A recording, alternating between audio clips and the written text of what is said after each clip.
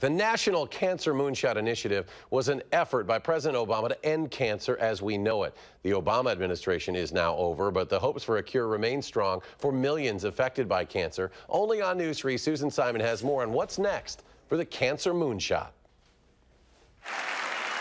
In his final State of the Union address, President Obama announced that Vice President Joe Biden would spearhead a bold initiative to cure cancer, the Cancer Moonshot. Biden lost his son Beau to brain cancer the year before. I'm putting Joe in charge of mission control.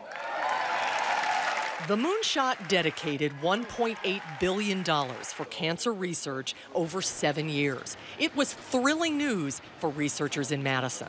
I am so hopeful that the Moonshot will continue. Dr. Paul Sondel is the director of pediatric oncology at the UW Carbone Cancer Center and part of a North American dream team of cancer researchers.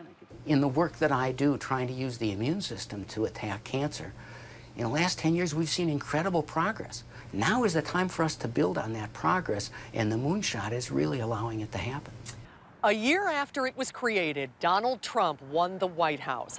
The Senate passed a bipartisan bill to allocate funding for this year.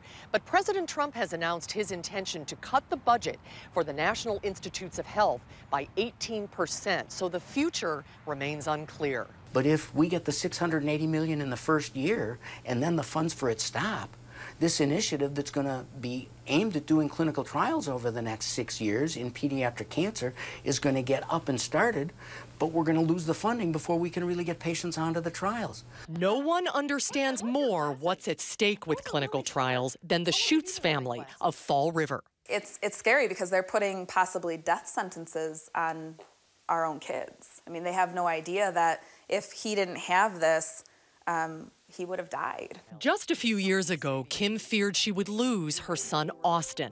But now, Austin seems to be winning his 3-year battle with leukemia. I tell him and I tell everyone he's my miracle. He is a miracle child. Austin's leukemia did not respond to steroids or chemotherapy. Even a bone marrow transplant couldn't stop the cancer.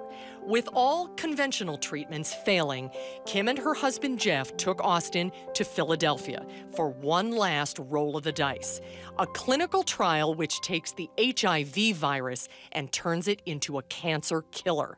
Was the trial literally your last hope? It was. It was? Yeah. You were at the end of the road with That options. was our only option. It was our only option. And if it wasn't there, he wouldn't be here. I guarantee it.